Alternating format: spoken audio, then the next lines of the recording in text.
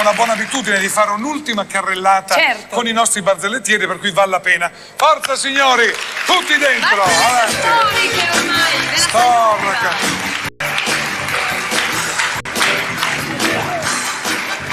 Chi comincia? Pierino, cosa ci fa un cavallo in un fiume? Trotta! C'è Cumenta che sta cercando la cicetta ai Caraibi. A un certo punto la trova sulla spiaggia abbracciata a un tipo. Va lì e fa: uè, Cicetti, ma cosa fai qua tutta nuda? Ma dai, no, sto prendendo il sole integrale. Capisco te che t'abbronzi, ma non ho mai visto un uomo di colore che s'abbronza. Due mafiosi. Peppino, guarda, il pesce palla. Ma che palla e palla muto deve stare.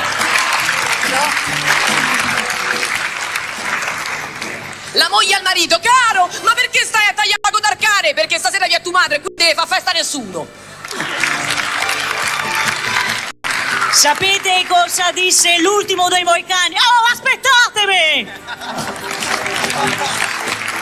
Ciao cara, come va il tuo matrimonio? Ah bene, mio marito è un angelo. Beata te, il mio è ancora vivo.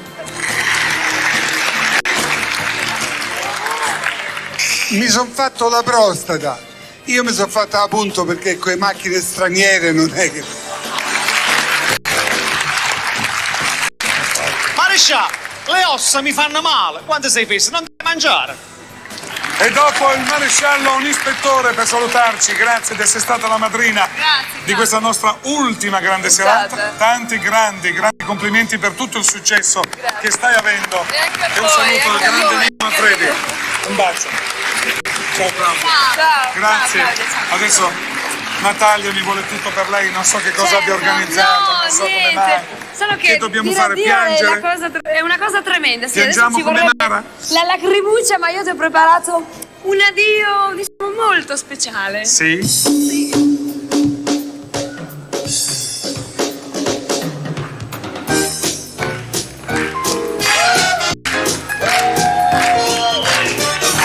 Bye Jerry, è stato bello stare qui per mesi con te, ma giuro che prima o poi potremmo ancora stare come siamo stati qui tra noi, belli insieme.